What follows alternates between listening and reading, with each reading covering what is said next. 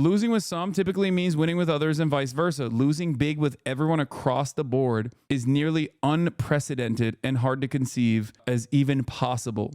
Kamala Harris lost with every constituency except for plus 65-year-olds and white college women. Red wave is an understatement. Wait, have you already addressed the 20 million less voters? It genuinely confuses me. Were people just not motivated to vote? Why is that confusing? There were two major reasons for why this happened. And I told you it was going to be depressed voter turnout regardless, because 2020 was unique because of COVID. You had universal early voting, mail-in ballots. It was much easier to vote. That's why Donald Trump made tremendous gains on his side, even though he lost, because Joe Biden had even bigger gains, right? But one of the major problems with the Kamala Harris campaign is that she is slated to lose 10 to 15 million voters overall, whereas Donald Trump only lost around 3 million voters from his number in 2020. As Lisa, you just pointed out, Democrats had long believed we're going to remain loyal to them. But why? But why? Why? Why did they believe that? That evidence has been we know clear the answer about to the that. drop off for a long time, right? Like Yeah. we've had 2012, we've had 2016, we've had 2020. Like we've actually had a lot of evidence to say that the demographic destiny undertone is one that is a faulty premise. The fact that they are holding on to the Obama era, in my opinion, is a racist assumption. Yeah, 100%. The idea that like the demographics is destiny is the age-old adage that like both parties have deluded themselves into believing. Republicans believe it offensively, where they say, oh, you want Mexicans to go and live in swing states, so they vote Democrat, right? And you have that exact same principle on the Democratic Party side, where it's like, come on, Latinos, vote for us. The other side is racist. And they're still running that route, not realizing that like a lot of the Hispanic population in the United States of America see themselves as white. They are firmly within the white category. They might not look white, but they vote white in increasingly larger numbers. There is no like demographics of destiny. That's why I always laugh when Republicans are like, oh, immigrants are coming over the border to vote Democrat. I'm like, what are you talking about? Look at Texas.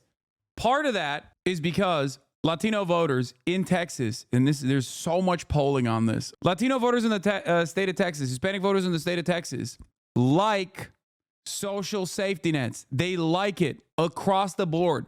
Even older Latino voters want more government spending. Plenty of them have revolutionary backgrounds from the countries they came from. They're union organizers. They have a leftist slant on fiscal policy, on issues that pertain to the economy.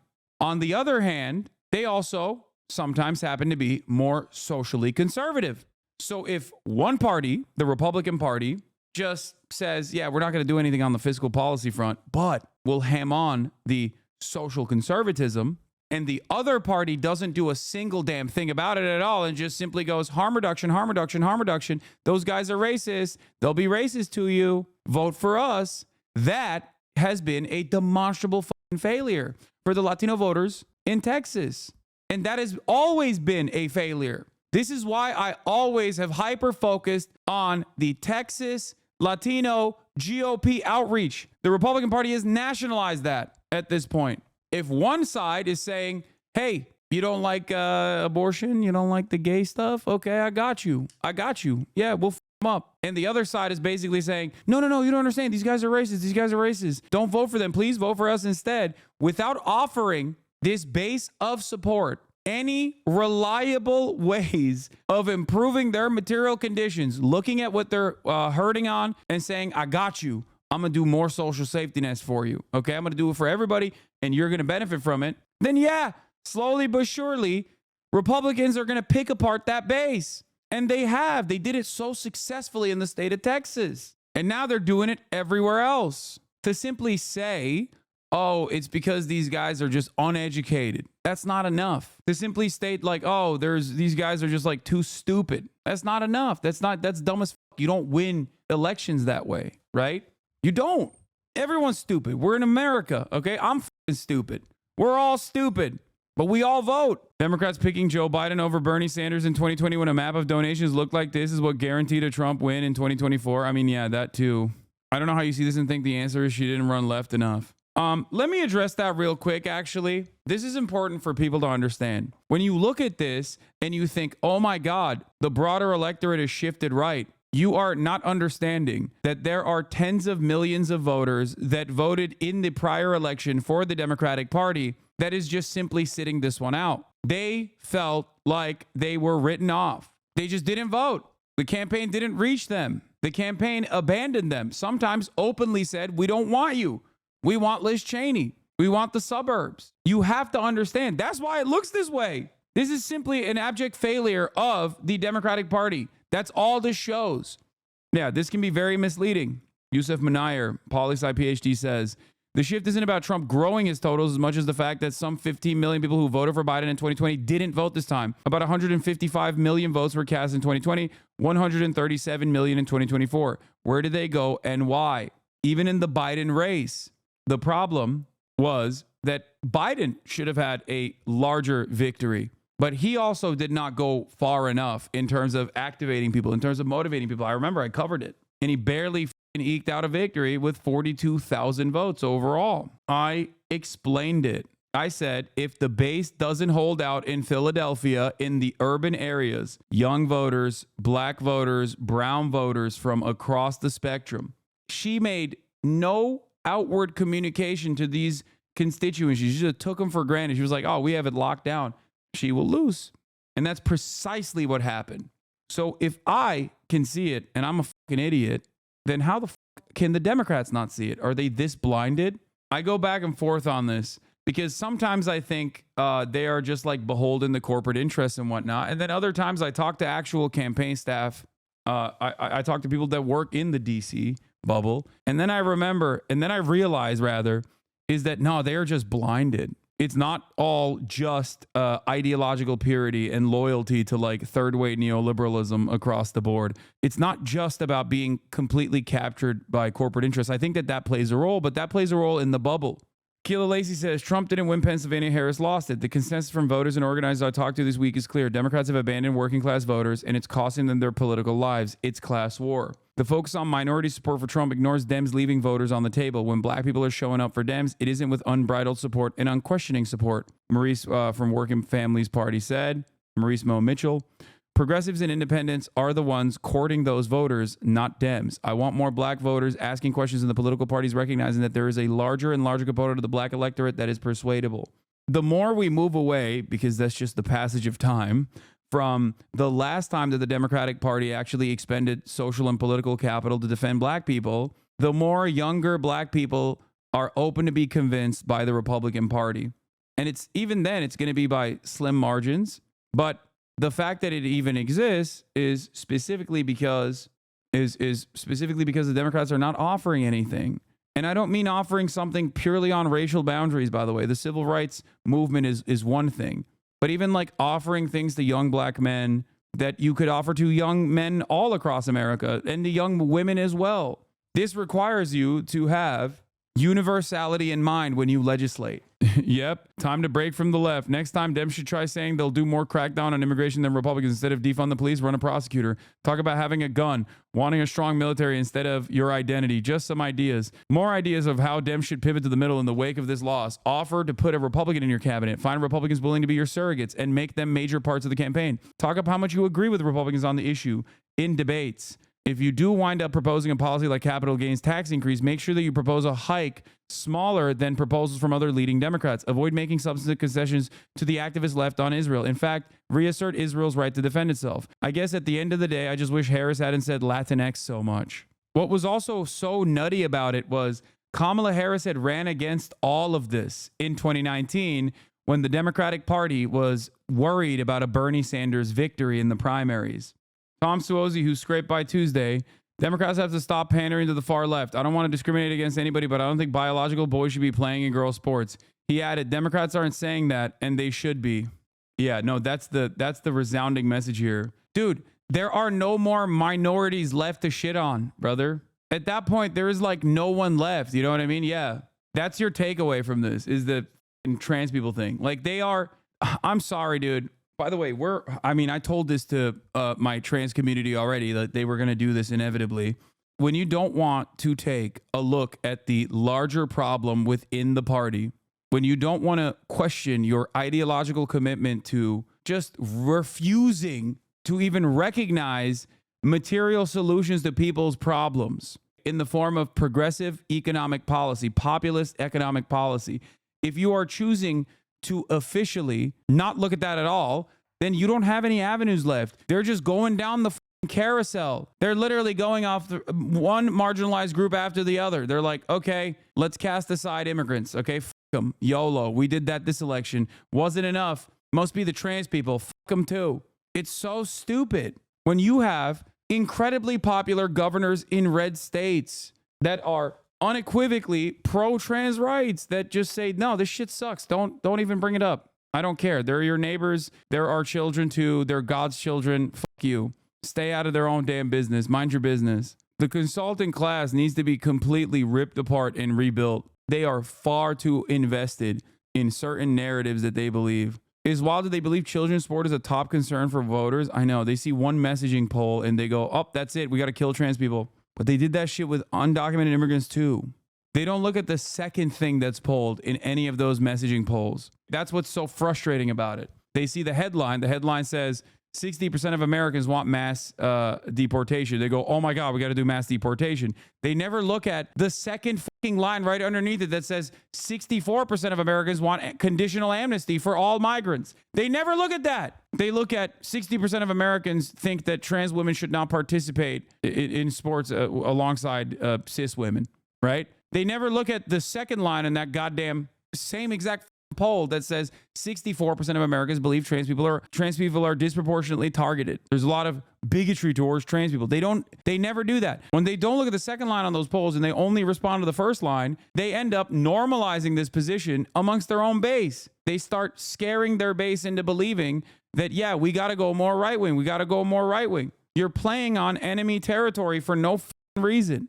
Launch a counterattack instead of going into your enemy's waters and trying to beat them at their own game. You'll never win there. Yeah, I saw this. Blue and on. The 20 million Democrat voters that disappeared from 2020 to 2024 is what doesn't add up. Like, they just don't understand that, one, this is like what you think was a good campaign because you watch MSNBC and MSNBC tells you is a good campaign is not how other people outside of your bubble is responding to this. Yes, turnout on the Democratic front was significantly lower than past performance. Part of that was because of COVID in 2020, universal ballots, universal mail-in ballots. But the other part of it was a shitty campaign that hyper-focused on Liz Cheney. I told you this over and over again. Now motherfuckers are saying hindsight. Well, some people are not even saying hindsight. They're just literally refusing to reckon with that reality. That's why they're doing this like crazy QAnon shit. Yeah, white men without college degrees are going to ruin this country. Genuinely, if you're a political professional or a strategist and this kind of thing is all you have to offer today, give up. Do something else. You're not interested in winning. And it's whatever. Politics isn't for everybody. That's fine. Other folks can take it from here. Like, white men without college degrees is a hotbed for reactionary sentiment. But if you are a Dem strategist, if you're a political operative like Ali Samarco is, you can't say that. You need to address that. You need to literally actively work to separate these young white men from reactionary politics. You need to look at it and go, what is the problem here? How is this happening? How do we fix it? How do we bring them back to the Democratic Party's coalition? How do we make a case that we are interested in their best interest? We're there with them. We see them. We recognize that they are experiencing pain. And maybe a sense of entitlement certainly as well. But like, how do we make a convincing argument? How do we make a convincing argument that causes people to change their position? Men without college degrees are the ones fixing her roads and installing her new plumbing. I mean, there's that aspect of it too. Yeah, this is funny. Ryan Grimm, I am not a flawed writer. Y'all are flawed readers. Do better. It is important that nothing be learned from this. Kamala Harris is not a flawed candidate. America is a flawed country. 62,000 likes. Democrats need to snap out of this weirdo behavior, man. You cannot run a campaign like this. What the is going on, man? They just immediately went back to the Hillary Clinton route after 2016 and just went, is it us that's wrong? Nah, it's the voters. The do you mean it's the voters? You're supposed to win their vote, dumbass. Your job is to win their vote. Why else are you tacking to the right? Because you thought that that was going to win their votes. It didn't. Tack to the left now. Except for many people who are, for example, like Ali Samarco, they're former Republicans. And when they're former Republicans that are now working for the Democratic Party, feels like they, didn't fully transition to the Democratic Party or the values of the Democratic Party's base demands from the Democratic Party politicians. So they just kind of motivate the Democratic Party in the direction that they think is good. Why is it? And I wonder, I ask this all the time. Why is it that every single prominent commentator on CNN and MSNBC is a former Republican? Half of these people are Bush-era communications directors. The fuck? Nobody is saying that America is not a sexist or racist nation. It would be delusional to say such a thing. I don't agree with the sentiment that America is not a racist or sexist nation. Of course it is. So what's the solution? We just don't have any black women in power? What the fuck? I don't give a fuck what someone's background is. I care about their policies. I said this years ago, and I've repeated it time and time again. Diversity politics for the sake of diversity in and of itself, or representational politics for the sake of representation without addressing any of the other underlying circumstances is silly. It's nothing. Usually, you want a black person in a position of power because of all of the lived experience that they've had and the personal understanding that they have of white supremacy and its most nefarious ways in which, or its insidious ways in which it dominates people's lives without people even recognizing it. You don't just want a black person in power because they're black. If that was the case, Candace Owens would be woke, okay? That's not how this works. I said this in 2019. Trump has a chance of defeating Joe Biden. But worse than that, even if Joe Biden wins, I think we go back to business as usual politics here in America. And next time around, it's not going to be Donald Trump. It's actually going to be an ideologically minded fascist, not a proto-fascist who kind of succeeded somehow and fooled Americans for long enough to get into a position of power, but an actual terrifying leader. Oh my goodness. In this situation, I was right, but I didn't think that Donald Trump would run again after losing, and then become the actual fucking ideological fascist that he actually is now, surrounded by sycophants too. What is this? Atlanta Journal-Constitution update. Several of the migrants I've been speaking with say they would have voted for Trump themselves. Most of the folks who crossed the border illegally in the last 2 to 3 years, they don't believe Trump will deport them because they are here to work and are not criminals. That's the other aspect of this. How many times have I described to you, Americans don't know. They don't understand what the impact of policy is going to look like. They don't know until it happens.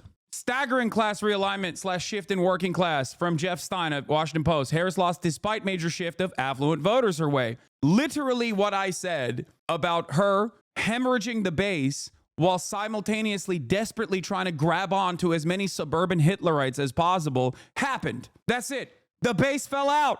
The bottom fell. That's what happens when you run around and go, I'm small business. I'm a small business. I love transnational gangs and prosecuting them. I love prosecuting small transnational gangs as a business.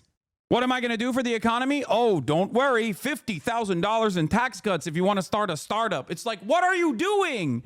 What are you doing? Talk about how you are going to unleash Lena Khan on price gougers. Talk about how you're going to make the grocery stores scream bloody murder for the crime of price gouging. That's what people wanted. Yeah, this is the chart. She spent months courting Republican endorsements, writing the 2016 Clinton strategy to certain defeat. They risked it all to build a centrist party of suburbanites and college kids and lost. It's time to move on, but I don't think the Dems will move with us. Registered Republicans, shockingly, voted for Republicans. Kamala Harris saw Nikki Haley absolutely get demolished in the Republican primary and said, that's what I'm going to do. I'm going to be Nikki Haley, but with a D next to my name. 400,000 likes, by the way. This is not Kamala's fault. She worked her ass off to a beautiful campaign with 100 days she had. She's arguably the most qualified U.S. presidential candidate ever with prior experience in all 3 branches of the government. Americans simply voted against their best interest. Like, I don't disagree with some of the sentiment here, except for the major one, which is, yes, it is her fault. It is always the fault of the campaign. She had $1 billion and she lit it on fire. Shut the fuck up. What do you need? $2 billion? You want $3 billion? Plenty of people are going to look to the results and say, we just didn't go far right enough. That is dumb. That is stupid. You are pushing away your base and you are hemorrhaging support from demographics that literally are anti-establishment and loved Bernie Sanders, okay? This is very important.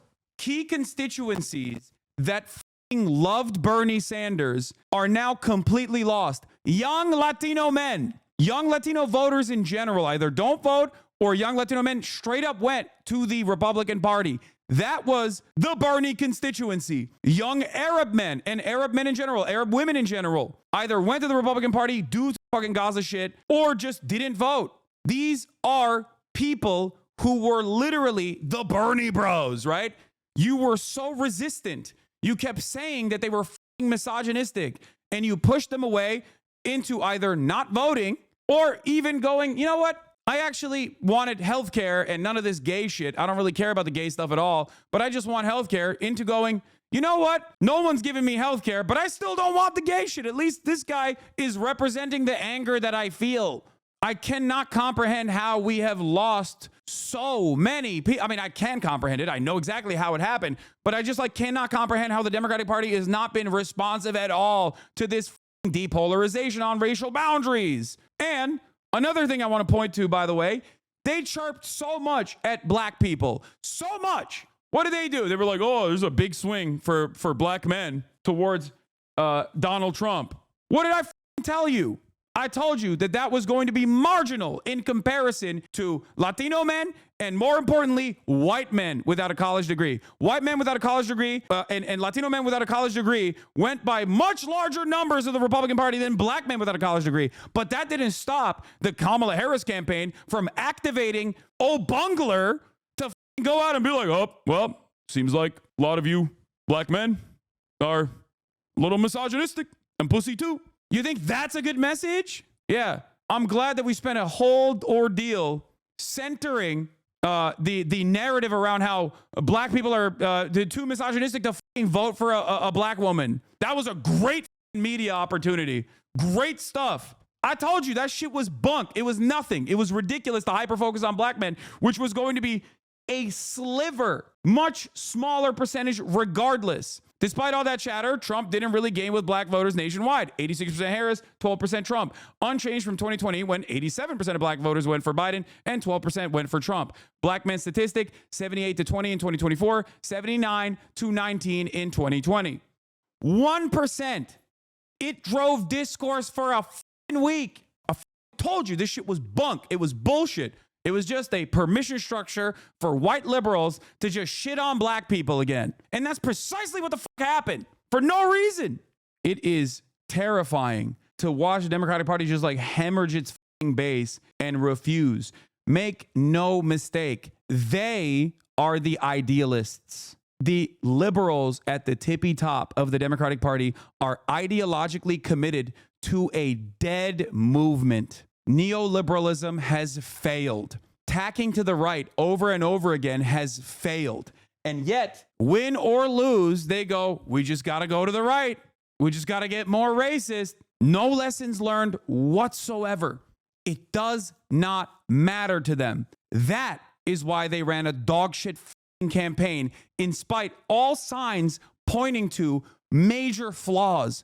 How many times did I show you 30 plus polls that were conducted on separating Kamala Harris from Joe Biden on Gaza and how beneficial that would be? The margin of enthusiasm would make up for the percentage point of loss that Kamala Harris had in every single swing state, every single one. Just on that issue alone, you lost 0 voters if you change trajectory on Gaza, and you only stood to gain voters if you change trajectory, even on the communications front. It would have been a hard thing to explain to people that you were going to be different than your administration that you're a part of. If Trump wins, there'll be efforts to blame Russia interference or Harris or Biden, etc. That's all fair, but we need to be clear-eyed that a huge swath of America likes what Trump is selling, transphobia, mass deportation. That's what he ran on, and here we are. No, dude, no.